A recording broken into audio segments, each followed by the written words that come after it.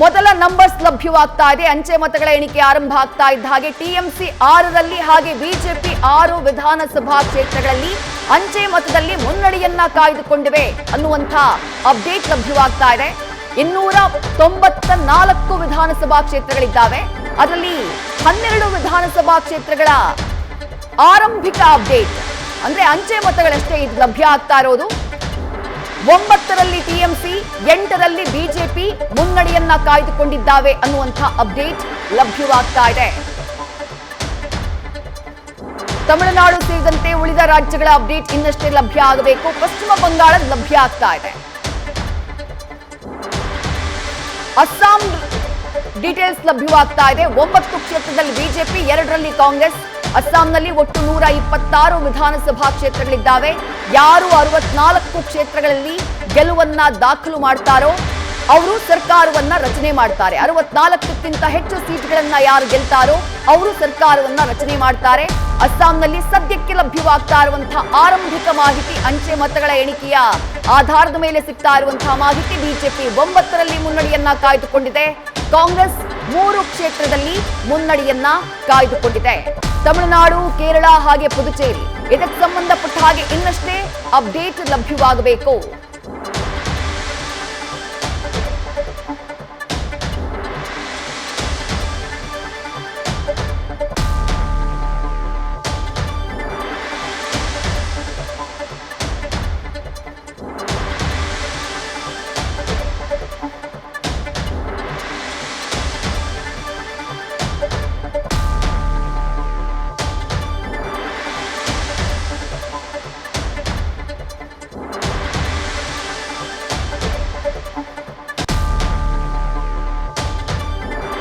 ಪಶ್ಚಿಮ ಬಂಗಾಳದ ಚುನಾವಣೆಗೆ ಸಂಬಂಧಪಟ್ಟ ಹಾಗೆ ಸಾಕಷ್ಟು ಕುತೂಹಲ ಇದೆ.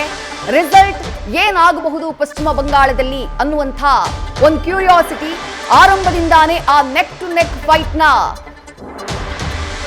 ಆ ಲೀಡ್ ಯಾವ ರೀತಿ, ಟ್ರೆಂಡ್ ಯಾವ ರೀತಿ ಇದೆ ಅನ್ನೋದು ಕಾಣಿಸ್ತಾ ಇದೆ. 12 ವಿಧಾನಸಭಾ ಕ್ಷೇತ್ರಗಳಲ್ಲಿ ಬಿಜೆಪಿ ಮುನ್ನಡೆಯನ್ನ ಕಾಯ್ದುಕೊಂಡಿದ್ರೆ 10-11 ವಿಧಾನಸಭಾ ಕ್ಷೇತ್ರಗಳಲ್ಲಿ ಟಿಎಂಸಿ ಮುನ್ನಡೆಯನ್ನ ಕಾಯ್ದುಕೊಂಡಿದೆ.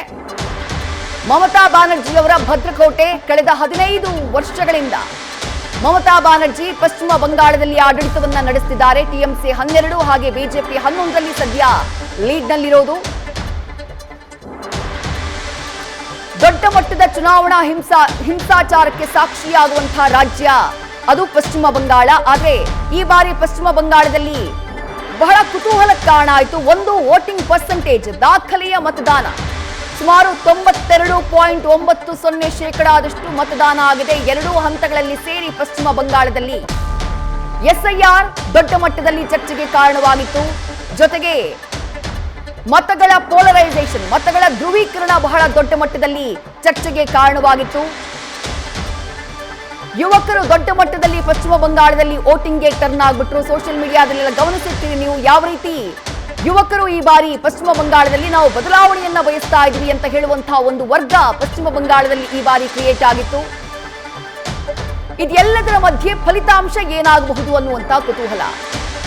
ಮಮತಾ ಬ್ಯಾನರ್ಜಿ ತಮ್ಮ ವೆಲ್ಫೇರ್ ಸ್ಕೀಮ್ಗಳ ಮೂಲಕ ಗ್ರಾಮೀಣ ಭಾಗದಲ್ಲಿ ಬಹಳ ಸ್ಟ್ರಾಂಗ್ ಪ್ರೆಸೆನ್ಸ್ ಅನ್ನ ಇಟ್ಕೊಂಡಿದ್ದಾರೆ ಅಂತ ಹೇಳಿ ಅಲ್ಲಿಗೆ ಹೋದಂತಹ ಹಲವು ಪತ್ರಕರ್ತರು ಅದನ್ನ ವಿಶ್ಲೇಷಣೆ ಮಾಡಿದಂತಹ ರೀತಿ ಅವರ ವೆಲ್ಫೇರ್ ಸ್ಕೀಮ್ಗಳಿದ್ದಾವೆ. ಅದು ಲಕ್ಷ್ಮೀ ಭಂಡಾರ ಇರಬಹುದು, ಮಹಿಳೆಯರಿಗೆ 1500 ರೂಪಾಯಿ ಕೊಡುವಂತಹ ಯೋಜನೆ ಮಾಸಿಕ, ಅದರ ಜೊತೆಗೆ ರೂಪಶ್ರೀ ಯೋಜನೆ, ಉನ್ನತ ವಿದ್ಯಾಭ್ಯಾಸ ಮಾಡುವಂತಹ ಹೆಣ್ಣು ಮಕ್ಕಳಿಗೆ 10,000 ರೂಪಾಯಿಗಳ ಸಹಾಯಧನ, ಕನ್ಯಾಶ್ರೀ ಯೋಜನೆ, ಬಡ ಯುವತಿಯರಿಗೆ ಮದುವೆಯಾಗುವವರಿಗೆ 25,000 ರೂಪಾಯಿ ಸರ್ಕಾರದಿಂದ ಸಹಾಯಧನ, ಇವೆಲ್ಲವೂ ಕೂಡ ಸಾಕಷ್ಟು ಪಾಪ್ಯುಲರ್ ಆಗಿದ್ದಂತಹ ಯೋಜನೆಗಳು, ಮಹಿಳೆಯರ ಮನಸ್ಸನ್ನ ಗೆದ್ದಿದ್ದಂತಹ ಯೋಜನೆಗಳು. ಕಳೆದ ಬಾರಿಯ ಚುನಾವಣೆಯಲ್ಲಿ ಪಶ್ಚಿಮ ಬಂಗಾಳದಲ್ಲಿ ಸುಮಾರು 50% ಹೆಚ್ಚಿನ ಮಹಿಳಾ ಮತದಾರರು ಟಿಎಂಸಿಗೆ ಮತವನ್ನ ಹಾಕಿದ್ರು. ಈಗಲೂ ಕೂಡ ಆ ವೆಲ್ಫೇರ್ ಸ್ಕೀಮ್ಗಳ ಪ್ರಭಾವ ಬಹಳ ದೊಡ್ಡ ಮಟ್ಟದಲ್ಲಿದೆ ಅನ್ನುವಂತಹ ಚರ್ಚೆ ಚುನಾವಣಾ ಅಖಾಡದಲ್ಲಾಗಿತ್ತು. ಕಳೆದ ಬಾರಿ ಬಿಜೆಪಿಗೆ ಮತ ಹಾಕಿದಂತಹ ಮಹಿಳಾ ಮತದಾರರ ಸಂಖ್ಯೆ 37% ಮಾತ್ರ. ಮಹಿಳಾ ಮತದಾರರು ಎಷ್ಟರ ಮಟ್ಟಿಗೆ ಇಲ್ಲಿ ಪರಿಣಾಮವನ್ನ ಬೀರ್ತಾರೆ, ಯಾರ ಜೊತೆಗೆ ನಿಲ್ತಾರೆ ಅನ್ನುವಂತಹ ಕುತೂಹಲ ಇದೆ. ಜೊತೆಗೆ ಮತಗಳ ಧ್ರುವೀಕರಣ ಎಷ್ಟರ ಮಟ್ಟಿಗಾಗಿದೆ. ಮುಸ್ಲಿಂ ಮತದಾರರು, ಮುಸ್ಲಿಂ ಬಾಹುಳ್ಯ ಇರುವಂತಹ 106 ಕ್ಷೇತ್ರಗಳಿದ್ದಾವೆ ಪಶ್ಚಿಮ ಬಂಗಾಳದಲ್ಲಿ. ಮುಸ್ಲಿಂ ವೋಟ್ ಟಿಎಂಸಿ ಜೊತೆ ಕನ್ಸಾಲಿಡೇಟ್ ಆದ್ರೆ ಹಿಂದೂ ಮತಗಳು ಕಂಪ್ಲೀಟ್ ಆಗಿ ಬಿಜೆಪಿ ಜೊತೆ ಕನ್ಸಾಲಿಡೇಟ್ ಆಗಿರೋದ ಚಾನ್ಸಸ್ ಇದೆಯಾ?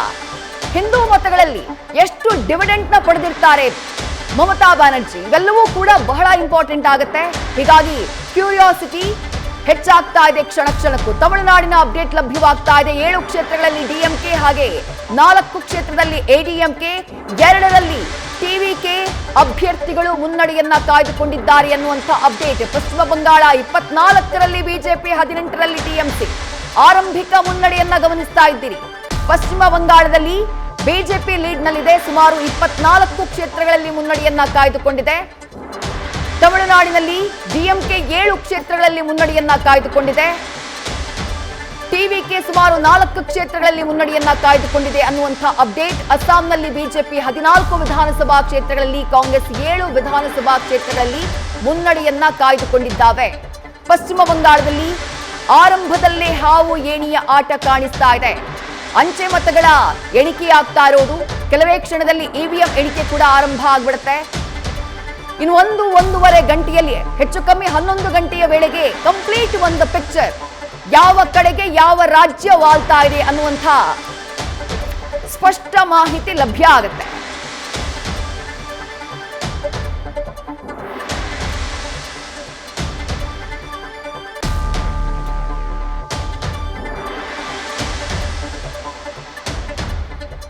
ಪಂಚರಾಜ್ಯಗಳ ಚುನಾವಣೆ ಹಾಗೆಯೇ ರಾಜ್ಯದ 2 ವಿಧಾನಸಭಾ ಕ್ಷೇತ್ರಗಳ ಬೈ ಎಲೆಕ್ಷನ್. ಇಡೀ ರಾಜ್ಯ, ಇಡೀ ದೇಶ ಬಹಳ ಕುತೂಹಲದಿಂದ ಈ ಚುನಾವಣಾ ಫಲಿತಾಂಶವನ್ನ ನೋಡ್ತಾ ಇದೆ.